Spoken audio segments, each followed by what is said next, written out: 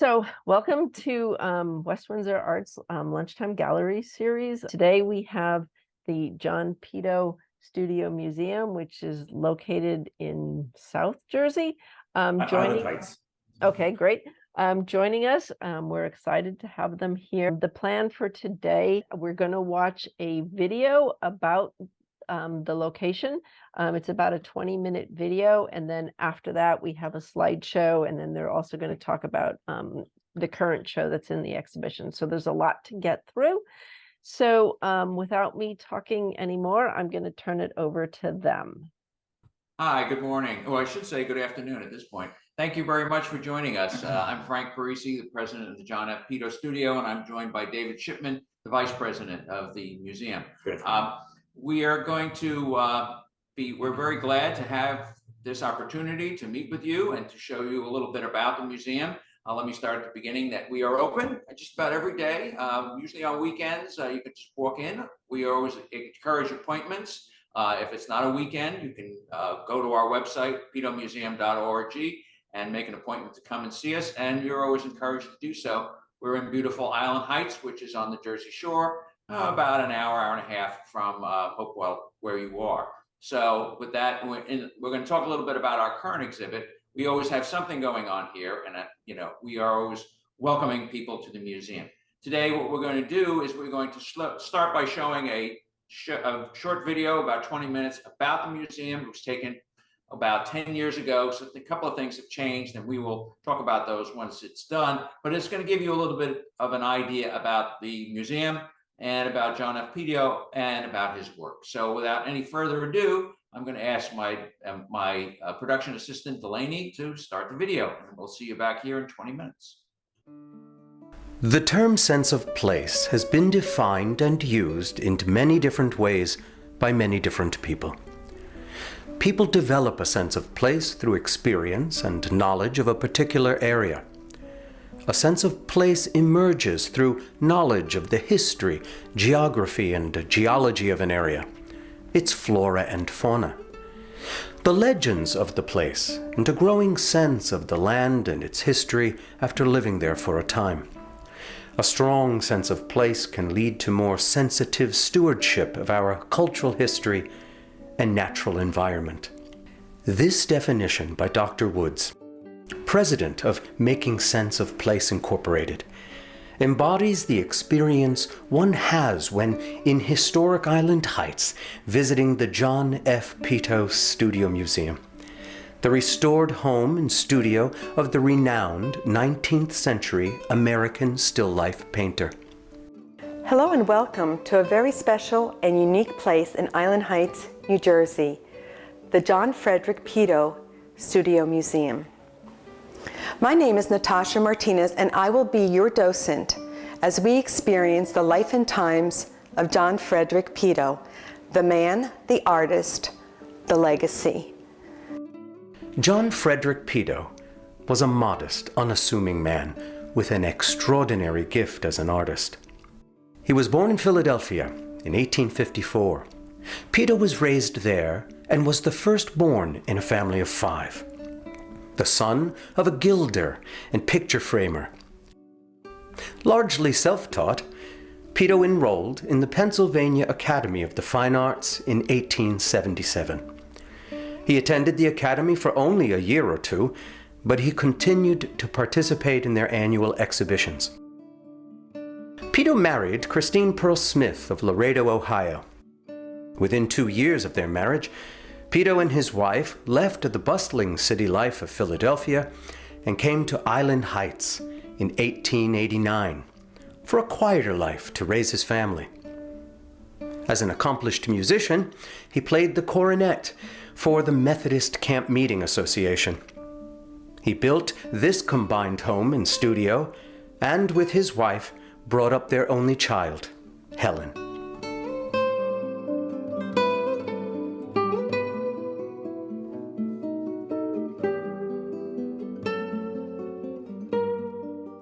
The home remained in the Peto family for over 115 years. Award-winning architect Michael Calafati was given the coveted New Jersey Historic Preservation Award in 2010 for his work on the museum. When I first encountered the building several years ago, it didn't resemble what we see today. The successive generations of Peto's wife, daughter, and granddaughters transformed the building over time into a bed and breakfast. And it had an addition that came out towards the street.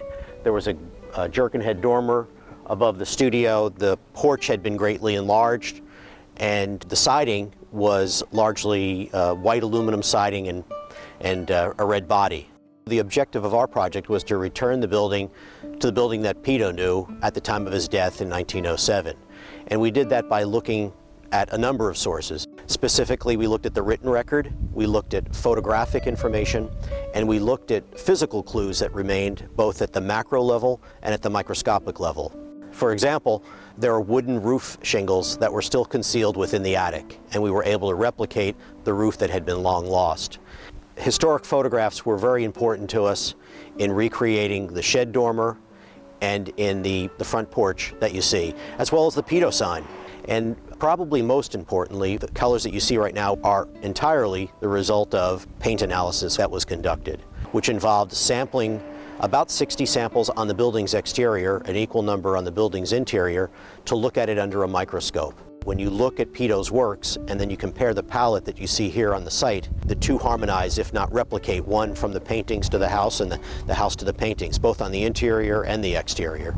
At the end of the day, when I'm done with this project, you're not supposed to know that I was here. You're supposed to be a time traveler, and you were brought back at the time of Peto's occupancy here, his residency here.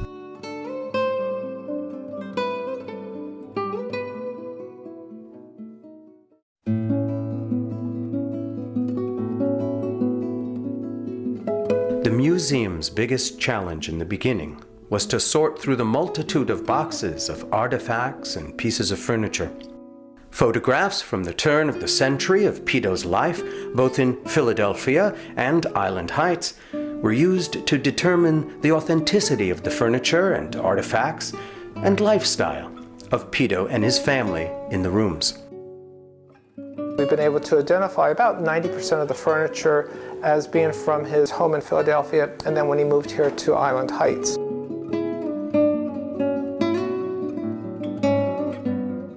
Finding just the leg of the table in a photograph of John and his aunt sitting in Philadelphia, that we were able to identify the table that's in the parlor. The couch or the settee that we've seen actually does show up in a photograph from Philadelphia. And in the mirror over the mantel, we can see the reflection of the chair that's in the parlor.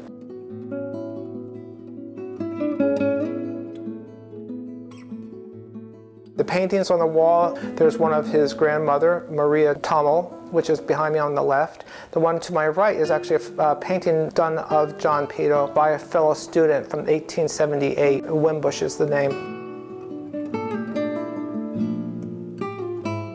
John did use this as an office space, so we tried to recreate it as his desk area.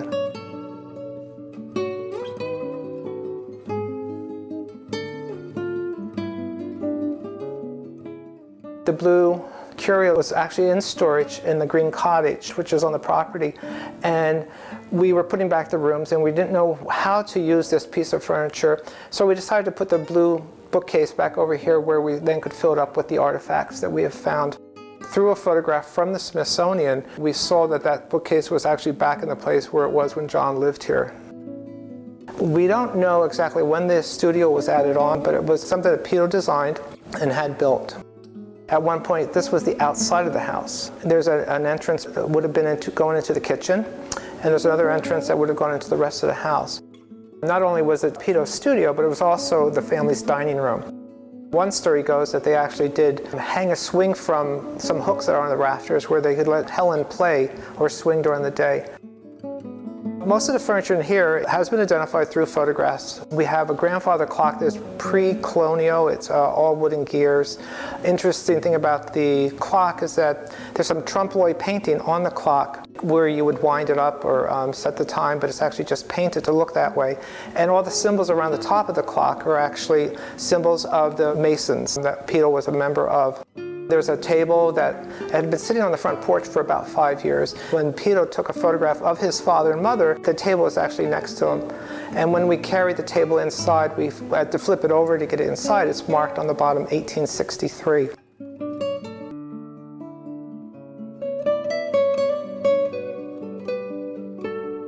We've dedicated one corner to Thomas H. Peto, John Peto's father, who was actually a fire commissioner from Philadelphia.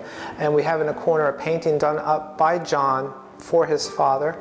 We have a sword hanging over in the corner, and it actually is dedicated to a Thomas H. Peto by the Hope Hose and Steam Fire Company from Philadelphia, September 16th, 1863. And there's also then a showcase of some of the objects from Thomas H. Peto. And we've been working with the Philadelphia Firemen's Museum and identifying the objects that are in the showcase. We also have then John Peto's pocket watch and his wife's watch also. In the showcase to my right, we have a collection of objects. They're objects that the granddaughter, Joyce Smiley, had packed away individually, and we felt they were of some importance. The derby and the cane that John is wearing in the photograph. Helen's baby cup that was given to her, buttons given to her by her aunts. When we were cleaning out a box that just said living room, we pulled out a legal pad that had nothing written on it, and out of that fell a letter written to Helen from her father. My dear daughter, I am glad to hear that you have not forgotten your papa and that you have been a good girl. Glad you received so many little presents on your birthday, and also that little box of candy that was from Lulu. She has been very good to your papa. I always fare well when I go up to her house. We had ice cream cake and lemonade. She is very sad today, for they have buried a little girl baby from her house today. They tell me it was to be just covered with flowers. I am so glad you keep well. Papa has been sick ever since he came and thought one time it was going to be serious, but I am better today. I think of you often and will be glad to see you soon.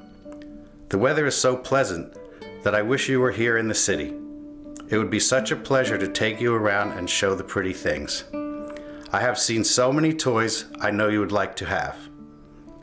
I hope you will mind your mama and sending you lots of kisses. I will close. Your father, John F. Peto. The other showcase, we have a set of books. One of the books is Christine's Recipes. One is a Bible from 1807. We actually have John's geography book when he was in school, where he started to hand color the drawings of the different continents and of the different countries. And we also have a book from Master John F. Peto, received it for perfect attendance and attitude or behavior.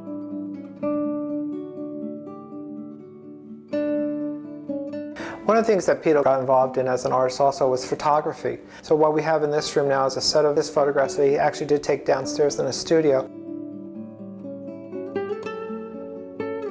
And we were fortunate enough that we were actually able to get his original camera that he used back on loan for a while.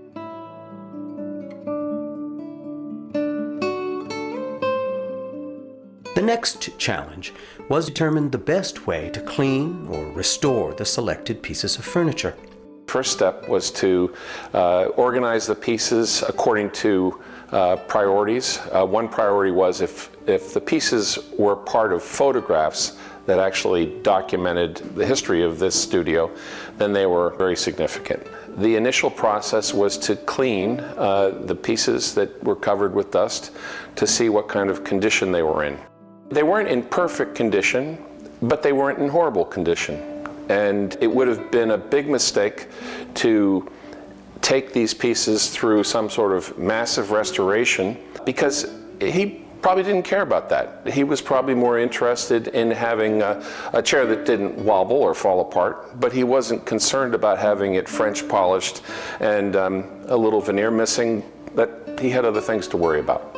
He had a Chippendale armchair that I guess he decided was the most comfortable chair he had, and he wanted to use it on a regular basis for his artwork. And so he decided to put casters on it. And that's not necessarily what you should do to a Chippendale armchair, but he modified it for his own use. I think a lot of the furniture reveals that He wanted to have a family life. He wanted the home to be comfortable. He wasn't trying to impress anybody with a fantastic collection of rare antiques. He had other things that were his priority, his artwork. And you can see from his paintings that that was the focus probably of his life. What I particularly liked about working on this project was that the volunteers were able to work with me and to do so much of the work themselves. And they were enthusiastic, and they seemed to be very well educated. But in addition, the work that we had to do was the kind of work that Peto himself might have done on pieces of furniture in his house. Maybe a little touch-up, maybe his own paintbrush now and then would put a little dot of color on something that was scratched. We actually used linseed oil and turpentine as a finish. And I'm sure those were materials that he had accessible in his studio and things that he worked with on a regular basis. And sure enough, they worked very well in making the pieces look tidy and clean and appropriate. Today, John Frederick Peto is recognized by the art world as an American master of trompe-l'oeil painting, of still life subjects. This art form uses images which appear to jump up from the canvas because they appear to be so real. Thus, they fool the eye. In French, it's called trompe-l'oeil. The artist uses the shadows of objects instead of perspective to achieve depth. The first still life that we're going to look at is titled Candle, Creamer, and Brass. It is a characteristic example of a strong composition built around an old brass stewing kettle. The lines and surfaces are soft, and the light source is mysterious. The soft lighting suggests an intimacy of familiarity, simplicity, and wear, comfort. Let's compare and contrast this to another still life titled Ginger Jar, Oranges, and Grapes. It is quite different. Peto used many of the same objects, such as this ginger jar, in his compositions. The dark background accentuates the green blues and orange yellows. The use of color is striking. Uncommon for Peto is the tablecloth, which offsets the sectioned orange, dramatically glowing in light. How does this painting fool the eye? This painting is very dynamic in that the viewer gets the sense that a while ago someone removed the lid, set it on its side, reached into the jar, but did not replace the lid. The orange sections are barely holding together and about to disconnect. One is apart from the others, as if though a person changed his mind and left in a hurry. The passage of time is depicted by the grapes, which have become raisins, and the orange rind, which is shrunken and dehydrated. There are many unanswered questions here. Now we're going to move on to his rack paintings.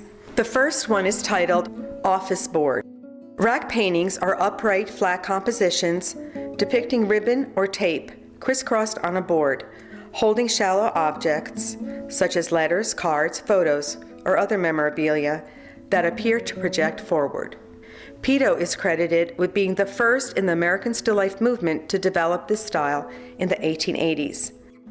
Peto's vision of this genre is more than decorative. Some are autobiographical, and his forms express deeply felt emotion. The second is titled Office Board for Smith Brothers Coal Company.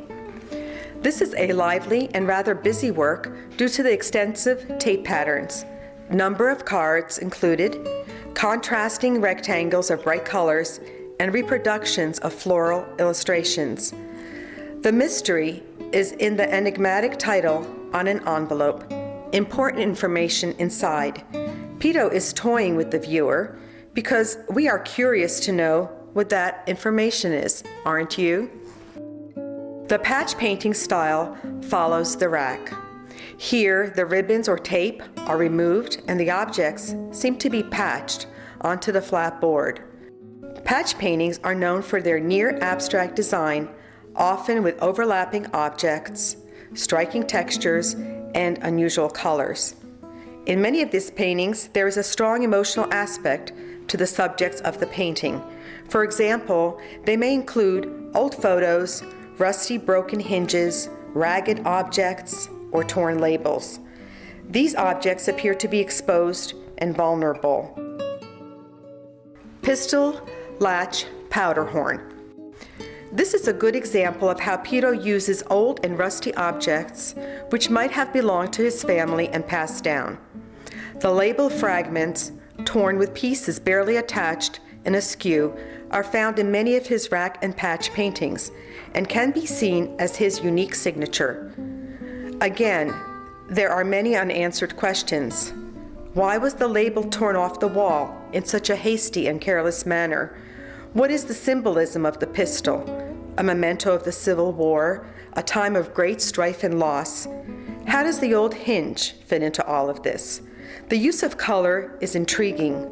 The wallboard is weathered and gouged by recessed nails. Rusty, of course. Portrait of Lincoln. This patch painting is especially interesting, mostly for its attempt to exploit the expressive effect of an unusually narrow vertical canvas and a subtle range of subdued colors, tan, ochre, the lightest of blues and lavenders. Peto's obsession with Lincoln imagery is seen in many of his patch paintings. A wave of Lincoln nostalgia swept America at the end of the 19th century. Peto chose Lincoln imagery to express his own anguish, perhaps as a result of his father's death or other sadness. Lincoln was a familiar father figure, the nation's martyr, and a symbol of personal and public loss. In these ways, Lincoln was Peto's idol. Peto was not known for his landscapes. Unlike his still life and early trompe l'oeil works, Peto's landscapes are almost impressionistic in style. Here on his personal easel, you see views of Harper's Ferry. The one on top is a study, and the one below the completed work. This is a fine example of landscape art. How do artists choose what they paint and what they paint on? For many artists, it is an involved process of contemplation, but for others, it may not be as complicated. The answer for Peto was found in simplicity, which was guided by introspection, mood, and at times personal emotional distress. He painted the objects he collected or were in the family in inventive and symbolic ways. The palette has played a practical and functional role for artists for generations. Palettes fascinated Peto. If one gazes carefully at this palette, one discovers a whimsical illusion of a small still life. It's quite exciting when it suddenly appears, fooling the eye. Cigar boxes appear in many of Peto's still lifes as a symbol of masculinity. Here, the cigar lid functions as a canvas for this collection of small works. Since Peto was unknown to most, many times people who owned Petos did not know what they had in their possession. Many of his works were unsigned. Peto left a rich legacy through his restored home, artwork, and artifacts, which gives the visitor an extraordinary sense of place. Thank you for joining us on this tour. We invite you to visit in person at 102 Cedar Avenue in Island Heights, New Jersey, or you can visit us online at petomuseum.org. Hope to see you here. At this point, does anybody have any questions? You can feel free to unmute yourself and turn your cameras on. Anything you're curious about in terms of his work. I'd like to know about the paint colors. The color, that green color is so intense. I can respond to that. This Okay. is Frank Parisi, the president of the museum. The paint colors that you see in those photographs, and you'll see in the slideshow, are the original colors that were here. They figured it out through microscopic examination, which was done when the building was rebuilt. The building was what it doesn't say in the slideshow is that in the video was that the building was in the family until 2000, at which point it was purchased by a wealthy benefactor who had it completely rehabilitated. It had been for a while a bed and breakfast, and some things had been added. And at that time, those things were taken away and the house was restored to as it was when Peto lived here. And one of the things they did do was they did microscopic examination of all the colors in each of the rooms and outside of the building as well. So these colors, as bright and vivid and lively as you see them, in fact, are the original colors for when Peto was here. So it's really kind of a cool thing, but yeah, that's what we maintain those colors as well. And just to add, why we're sitting where we're sitting right here with the stairway behind us, this is Peto's original easel, and this is where Peto sat in the studio when he painted. So that's why this is a meaningful spot for us to do this presentation from. Yeah, this is really, in my opinion at least, the heart of the museum, because this is where Peto did a lot of his works when he came to Island Heights, starting in 1890 until he died in 1907. So I think it really is, in many ways, the heart of the studio, and this is an important part, as David says. That's where he did a lot of his work on that particular easel. What we're going to do now is we're going to go to a slideshow, which is going to show you a little bit more of some of the pictures of the house as they are presently. Pictures were taken recently by me, and we're going to talk, David or I will talk a little bit about each of them. So Delaney, could we start that, please? Absolutely.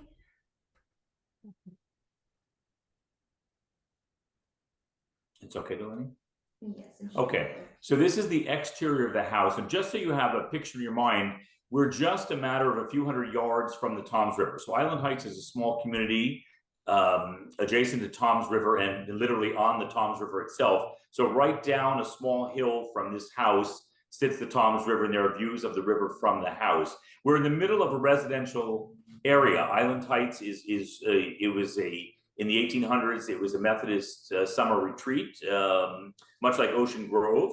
It's full of old Victorian houses, and this house is really a landmark within the small town of Island Heights. But that's the exterior of the house as it had appeared back in the 1800s and as it was restored in the last 15 years. And I would just add to what David was saying that this whole area of Island Heights is considered, it is on the list of National Historic Properties, and the Peto Museum was one of the most contributing factor. Yeah, contributing factor, one of the main anchors for that designation, because it was historic. And we are also members of an organization known as HOSC, which is Historic Artists, Homes and Studios, which is a branch of the National Trust for Historic Preservation.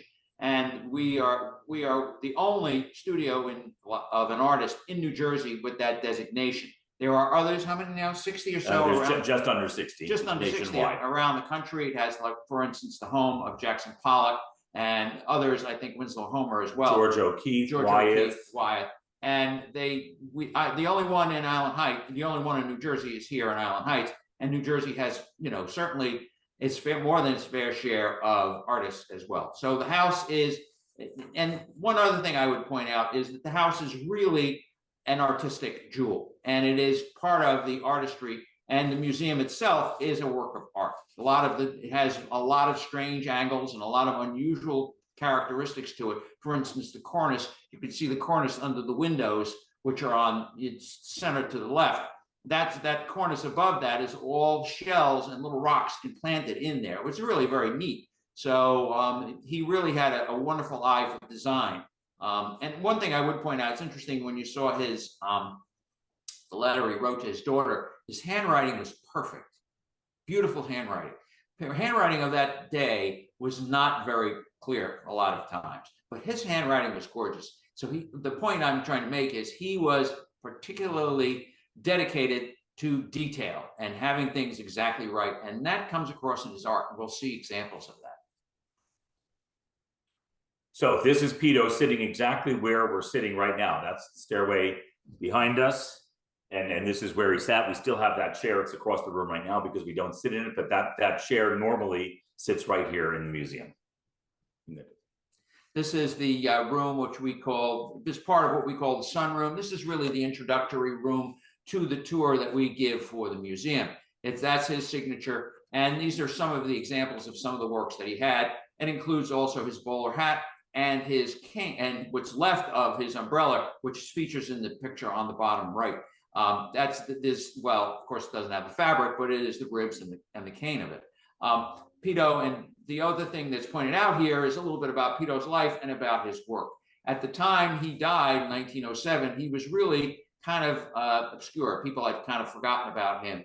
He was kind of prolific. He did a lot of paintings, and we'll talk a little bit about, you know, what happened with those. But what we do here is we give people a sense of who he was and some of the work that he had. The picture that's center on the left is with the tan background. That was a commission work which he did, which shows people who were associated with the Tom's River Yacht Club, which was founded in 1871 and is, you know, a fixture here in, or 1872, and in this area.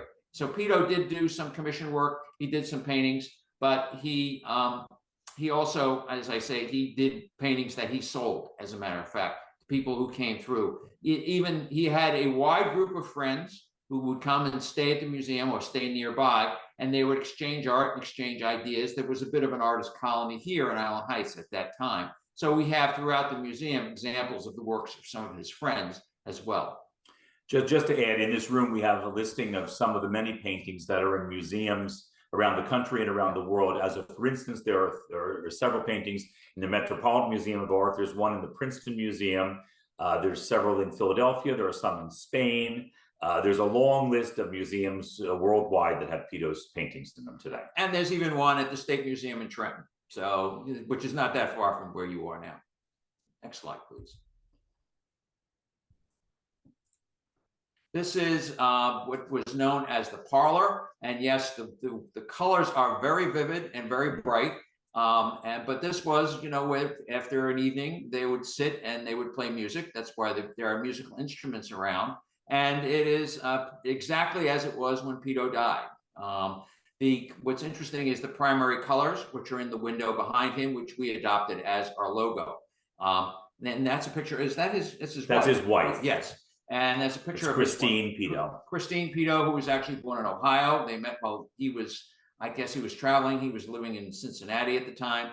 And he commissioned that picture of Christine. And it is still in the portrait. That fireplace, I understand, worked for a while. And it has been closed up.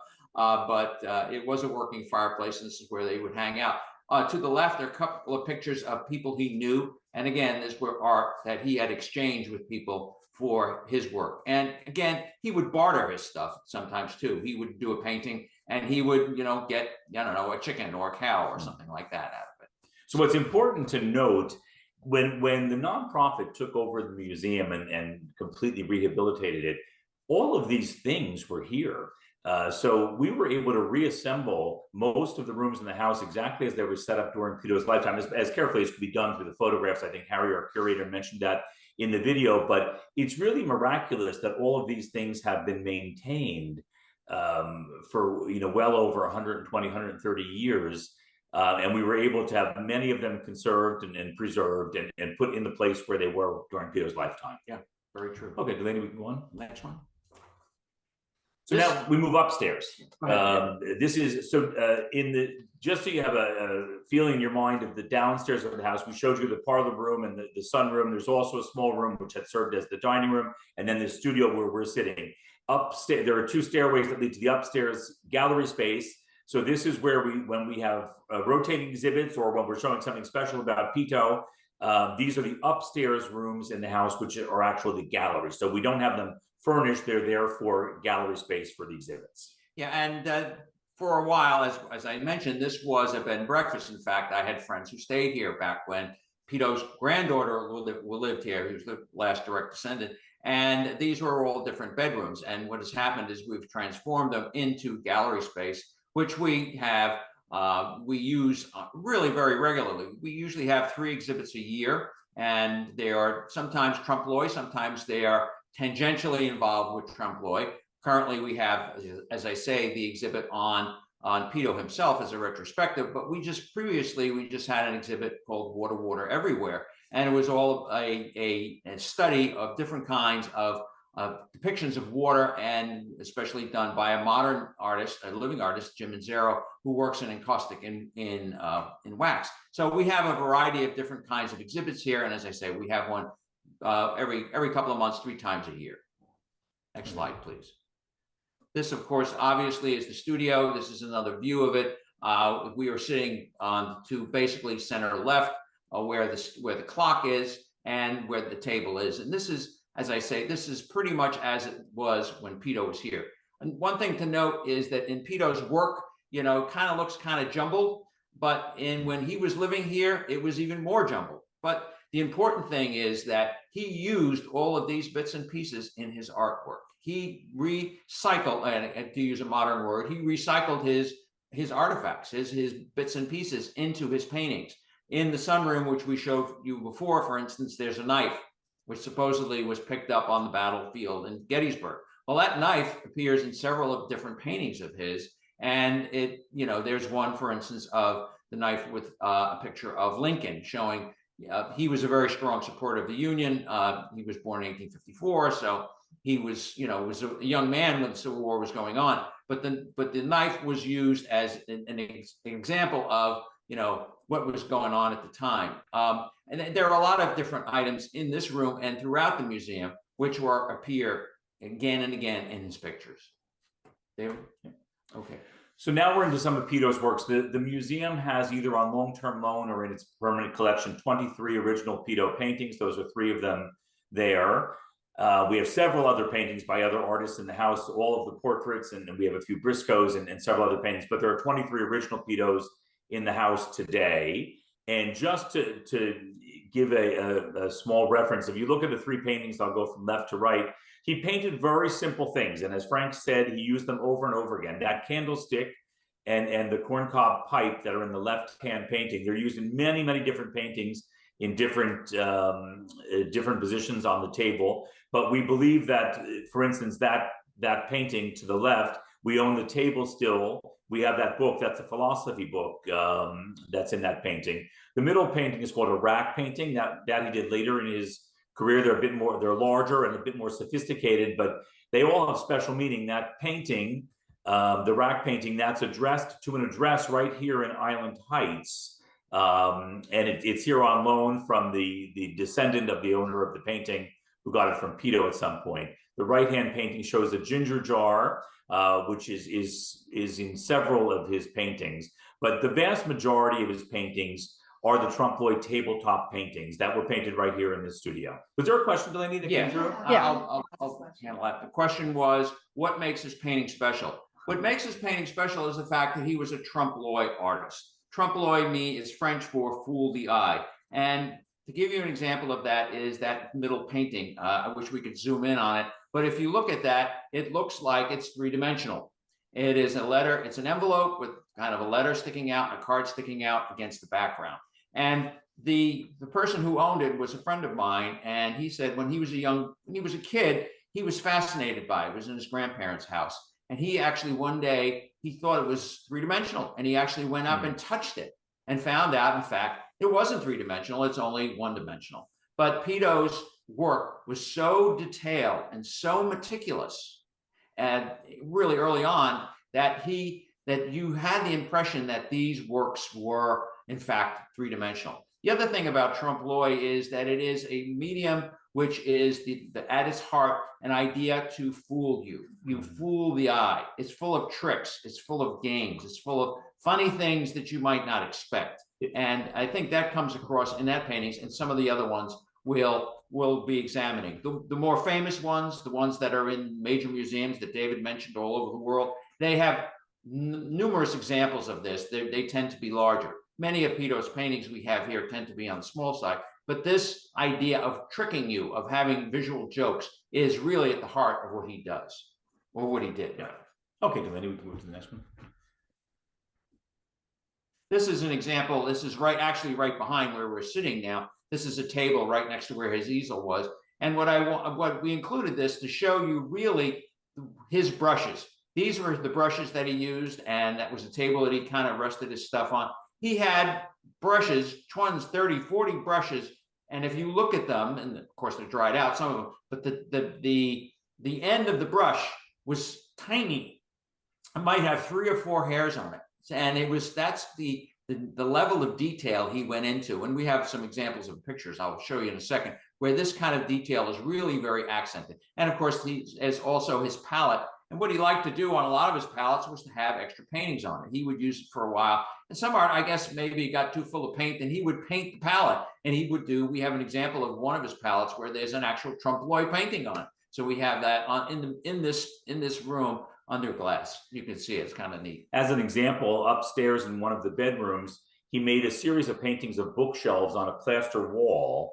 And that wall has, over the years, has been cut into pieces which were sold as paintings. One of the paintings in the Metropolitan Museum in New York is actually a piece of the plaster that was in the bedroom upstairs that he had painted bookshelves on. Yeah, and we have it. And let me tell you, we have the matching piece we have here upstairs. Yeah, and it weighs a ton. Every time we have to move it. Elena, next slide, please. Yeah, this is an example of what I was saying. This, if you look at this, the detail on this is stunning. This is a picture which is in our exhibit, or it's in our permanent collection. And you can see yes, it is something ordinary. It's a tobacco jar and it is a pipe. But if you can really get close to it, you can see all the tiny little brush strokes in it. And if you look at the bowl of the pipe, you'll notice that it's actually lit. There's an actual ember in there. And if you look at the match below it, one of the matches, looks like somebody had just used it to light the pipe. It's been pointed out, by the way, I'll just say parenthetically, a lot of paintings that Peto did were what they call gentlemen's paintings. Apparently at the time Peto was painting, there were a lot of gentlemen who were not married, but who were interested in gentlemanly things like playing golf or horses, and who collected things like art. And these were paintings which were not so much domestic scenes, but things which men were interested in at that time. And this, I think, falls into that category, kind of a jar with tobacco and a pipe and so forth. Okay. Next one. David? This is a painting. It's just in the room adjacent to us that's here on permanent loan at the museum. This painting, we believe, is one of the largest paintings that Peto did that is not a landscape, but a large tabletop. Now, this is where you really see the trompe-l'oeil aspects. This painting, by the way, hung for decades in the Russian tea room in New York. And then when the former owners of the tea room died, this went up to auction. We bought it here from the museum. But referring back to the question on the specialty of his art and the trompe-l'oeil, if you look at how that brass bucket is sitting there, obviously it couldn't sit there on the table this way. However, the eye is fooled to say, okay, this looks like a still life, and those things really did sit there this way. But this painting is quite famous, and there's been a lot of study of this particular painting because of the way that he brought in 4 kitchen items, and each serving a different purpose. So we still own 3. The only thing we don't own here at the museum is the wine bottle. We have the platter, we have the brass bucket, and we have the copper ladle, and we have the table. And the wall that it was painted again is directly across from where Frank and I are sitting now in the studio. But this is quite a large painting and quite special for the museum. Yeah, and I would point out, what's interesting is that bucket, you can see it's off balance. It's not in reality off balance, but I would point out one of the greatest painters of modern art, Cezanne, used that technique of putting things slightly off balance. And so that you'd have like fruit on a table, which was not level, it was kind of off balance. And here Peto is doing the same exact thing. He's having something off balance to kind of make you kind of look at it and think about it a little bit more. So it's really very appropriate, I think, for the Russian tea room. Next slide, please. Oops, wait, no, I went a little too far. Here's an example where we were talking about of using ordinary items. There was a collection there of 3 different things which are actually in the picture themselves. That's the same exact the creamer in the middle is the same one, the candlestick is the same one, and the pot, we believe, is the same pot. So it is interesting that he would use the items in the museum as kind of inspiration, and he would rearrange them. He'd do it this way, he'd do it that way. And sometimes he did multiples of the same painting, and he would, maybe it would be, instead of it being a white pot, it would be a blue pot, or it'd be a gray pot, or it'd be a brown pot. And, we'd have the candle a little further down, a little further up, we'd have a flame in it. And he had a little variation, but he did a lot of repetition of his work, and then they would sell them, especially if he found one that people wanted, he'd make another one. So, and just to say that during, like most artists, during his lifetime, there was not a significant value to his art. The value really picked up in the second half of the 20th century, is when Peto was really recognized as the leading trompe-l'oeil painter in America. And that's when his artwork really took off. Just to give a ballpark figure, if you're sitting here wondering what these works of art are worth, most of his paintings that go at auction today go for somewhere between, say, $15,000 and $60,000. Now, his painting, which had a depiction of Lincoln in it, went for $700,000. So it goes from anywhere into the tens of thousands to hundreds of thousands of dollars per painting for the value of his art today. Yeah, what's interesting about Peto is, as I say, he really worked in Island Heights in obscurity. And at the time, Island Heights was, kind of a seashore community. It was kind of cut off from the rest of the world. And people here knew him, or his friends knew him, but the greater art world certainly didn't know who he was. They knew Harnett. And Harnett and he were friends when he were in art school. And at some point, there was a Albert Frankenstein, an art historian, was doing a work on Harnett, and in going through Harnett's paintings, Frankenstein noticed that there was a lot of discrepancies. There were things that were dated after Harnett died. There were paintings where the signature wasn't quite right and it looked like something had been painted over, and the imagery and some of the items were not clear. Where did these come from? They were in Harnett's collection. They were in other paintings. So what happened was that Frankenstein came to Island Heights and came here to the studio and visited with Joy Smiley. And he said he just figured, well, just out of curiosity, he had heard about Peto, didn't know much about him. He thought he would find out what he could.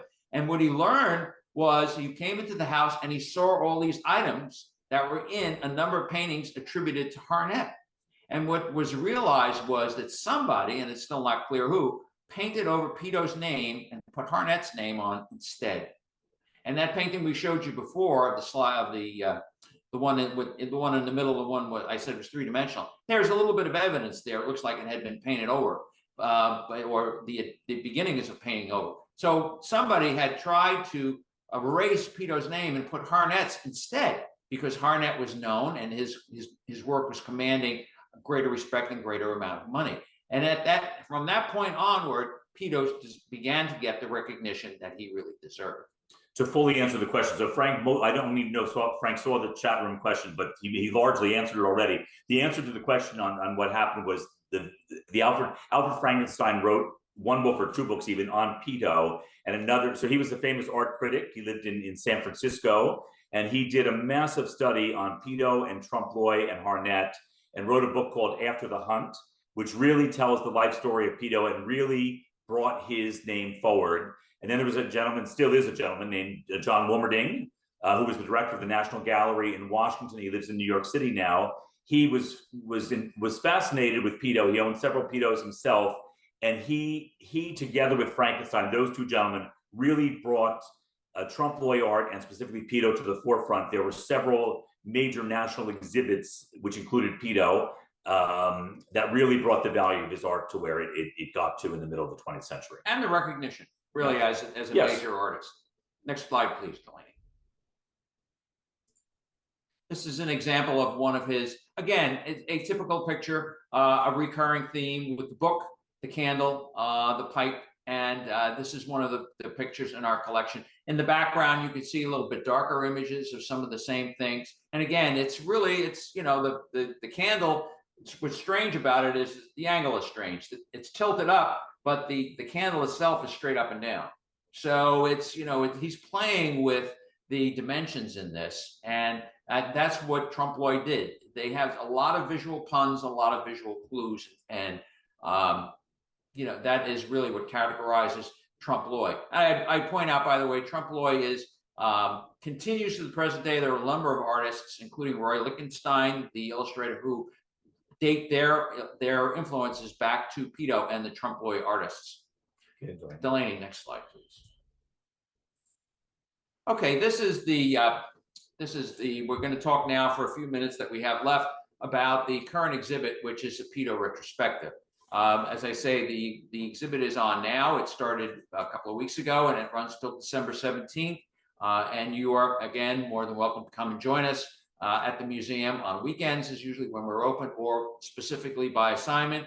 If you want to come with a busload, get a whole bunch of people together and come for a day. Today, for instance, it's absolutely gorgeous here. You might, if you can figure out a nice day and come down for a trip, that would be great. But just to get back to the art, I believe that picture is in the slideshow which follows, so we'll talk a little bit about that. So the idea behind this exhibit was really to talk a little bit about Peto's kind of art, what he has done, just different examples of it, and again, some of the visual puns and some of the tricks that he uses to kind of fool your eye. Again, I would point out, again, look at the pipe. What's interesting is the pipe, the embers in the pipe itself are still lit, which is very cool. Delaney, next slide, please. They have a question, how long did he live? 50, I have to think, 50 some years. He died in 1907. He was born in 1854, so yeah, just 52 or 53 years old. Young. He was not well. Yeah, he died from Bright's disease, which was a kidney disease, which I believe now is kind of can be taken care of. But he was relatively young. But again, a lot of people died young in those days. Didn't have modern medicine. Okay, next slide, please. Okay, this is one painting which we have actually. It's part of the exhibit. It's also in our permanent collection. One of my favorites, really, because of it is a ginger jar with grapes and with oranges. And what is significant about this is that the oranges are so luminescent that they look like you can go over and you can grab one. It is just, they look absolutely delicious. It has an inner light to it that you don't see in a lot of paintings. But, you know, what's interesting, what Peto has done is he has told you where the light is coming from. If you look on the left-hand side at the ginger jar, you see there's that little white circle showing you where the light is coming up from top left over to the table itself. And again, that's not a straight table. Again, like Cezanne, he plays with the table. The tabletop is not flat. It's kind of tilted a little bit. But what's interesting, what he does in many of his paintings that he did in this one, and we don't have an answer for it, but he's the only one that would have an answer. He made the grapes old. They're shriveled up. So there's something in his mind that made the orange look appetizing and fresh, and the grapes look older. But these are secrets he took to the grave, and we don't know what his exact well, it could be process raisins. was. So raisins still on the vine. But anyway, next slide, please. This is the picture I was mentioning before that I knew. A couple of things about this I would point out. He very often used these kind of backgrounds. It looks like a door. He had a barn, for instance, that was part of the property, which has since been taken down. But he used that barn door to prop up some of his subjects. And below the actual envelopes themselves, which says Van Sant, Mr. Van Sant on Island Heights, there's an actual street named Van Sant Avenue in Island Heights, is what looks like three nails with something ripped off of it. This is one of his characteristics you see in a lot of his paintings, where something had been up and had been taken off. Why he did that, I don't know. I guess he just liked the way it looked, just liked the way that looked. So you're correct. The Brandywine has 3 of his paintings there, and we've been in regular touch with Wyeth's granddaughter, Victoria Wyeth, sharing information on these 2 artists. But 3 of Peto's original paintings are at the Brandywine in Pennsylvania. And the painting that's up there, it's called a patch painting, is what these are referred to as. Right. Okay, Delaney, let's move on. Next one. This is one of the rare landscapes that Peto did. This is Harper's Ferry. He went up to Harper's Ferry. I think his dad was stationed there during the war. For some reason, he went up to Harper's Ferry, and he did this landscape. He did not do very many, maybe 3 or 4 that we've been able to identify, including one of Island Heights, the bluffs in Island Heights, because we're up on a bluff. But this is, you know, what is interesting is that he shows that he could do a landscape if he wanted to. This is a little not quite as detailed as some of his more still life works, but he does get the sky right, gets the reflection right, and the water, and it's a nice composition. And it's, you know, it's a little bit different, but it shows that he had pretty good range of work. Next, please. This is another landscape. This is one of the last paintings he was working on when he passed away. And in fact, we have a photograph of him sitting at the easel, which is behind us here, working on this photograph. And it is basically a farmhouse with the chickens and the trees and so forth. So again, he tried different things. He was interested in different styles and different subjects. I think he just for a variety to work on. This was owned by someone that lives actually in Island Heights. Did he ever? We believe the answer to that is probably not. I mean, he was fairly obscure. He studied in Philadelphia, ultimately moved to Island Heights, which was just much smaller, as quiet and small as it is now. It was much quieter back then. And I'm not aware of anything he published. No. Certainly in the Smithsonian records in Washington, there's an enormous amount of information that the museum has put there for permanent storage about Peto, including several letters and things like this, but he did not publish any books or any information about his paintings that we're aware of. Right. Correct. Okay. Slide. This is, again, this is another characteristic picture of his. He loved the mugs, he loved the pipe and the books, and he would do different configurations for the books and the pipe. Now, what our thought is that he probably did things like this, and just little variations on them, again, because people wanted them. He would sell them. Island Heights, at the time he lived here, as David pointed out, was a Methodist retreat, and the thought is that he probably sold a lot of his paintings to people who were here. He did play the cornet in the band that was part of the Methodist retreat, and he was well known. He was known in Island Heights. People would come and he would make his work available. So I think the thought is that, kind of like a photographer now will make several different copies of a picture that he likes or what people like. He did that, but made it interesting enough that there was some variation, and this is an example of that. And most of these salt glazed mugs we have today in the museum. Delaney, you can go to the next slide. We'll wrap up in a minute or so. This is one of the few paintings that we're aware of where Peto used fruit, and this is owned by a resident of Island Heights. It's here on loan for this exhibit. You want to share about the pear, Frank? Yes, the interesting thing is about this is the pear. If you look on the bottom right, that green pear, if you kind of squint your eyes a little bit, it looks like a face. And the thought is, according to the owner, that this was actually the face of one of Peto's aunts. Peto lived in an extended family, and the story was that his aunts lived up in the attic in this house, and they were a little on the dotty side, shall we say. So he was a good, nephew and took care of him, but they probably drove him nuts, and he, found it interesting to kind of put the face on. He had a good sense of humor. He had a sense of humor, again. This is the painting which was on the as part of the and just to say, I think this painting is very small. Maybe it's 5 by 9 at tops. So just think about the newspaper print, how small that was to print. This is a very, very small painting. It's one of the smallest we've seen. And the level of detail for that size painting, if it was a bigger painting, it wouldn't be so extraordinary, but it's a very, very small painting with this level of detail. Yeah, and that's the one actually we used for the poster. Okay, next one, Delaney. This is an example of what is known as a rack painting. At the time, these kinds of racks were very popular, made out of string. We found string in the house. People threw it away because we figured, oh, what do you need it for? But it turns out that there was a lot of pictures where he used string. And they would put strings around in the corners, and they would use it as a way of holding on to things. And this is a typical rack painting of his. We don't own this one, unfortunately. This painting is actually in the Metropolitan Museum of Art in New York. And it features all of his tricks and so forth. It really does look three-dimensional. You can actually read the names on some of the things that are pinned up there. But again, and then on the bottom left, you'll see there's something that had been on there and had been torn off, and only the corners are left. So this painting really encompasses a lot of different visual tricks. But what's extraordinary about it is when you just look at the photograph, you think you're looking at a photograph, but you're looking at his painting just on canvas. Right. That's what's so amazing about it. And he was a photographer for a while. He did that, and we have his camera. We have some of the examples of his work. So this really encapsulates a lot of what it means to be a Peto. And that's it. Thank you very much. This is the John F. Peto studio, as we mentioned. We're open to any questions if anybody might have. You're more than welcome to visit us. We have events all summer as well. We have concerts. We have different fundraisers that we're involved with. So please drop us a line, stop by, and we'll give you a more detailed tour. So we know you've been chat questioning as we went on. Any question before we close the session, because we want to respect the time that we said we would.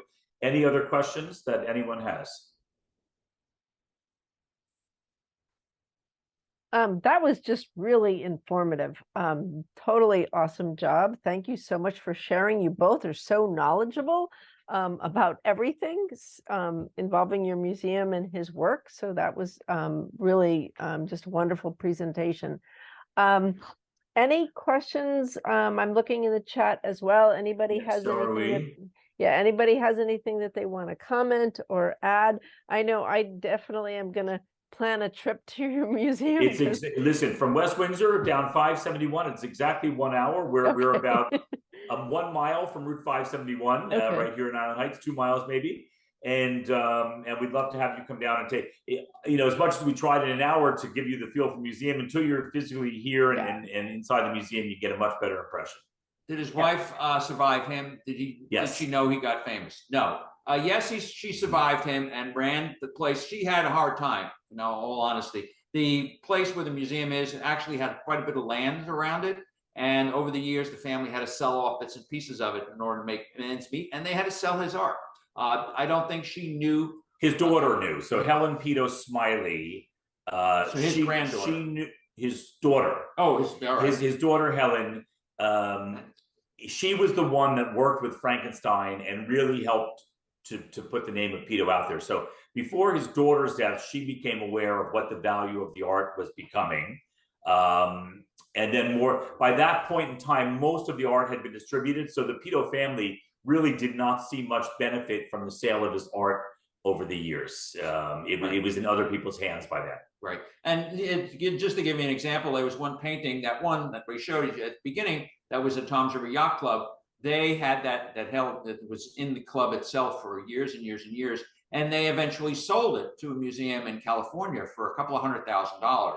And they used that museum to establish a trust fund, which is now up to over $1 million, which generates income that the yacht club uses. So, the value of his painting has really gone through the roof, and it's amazing.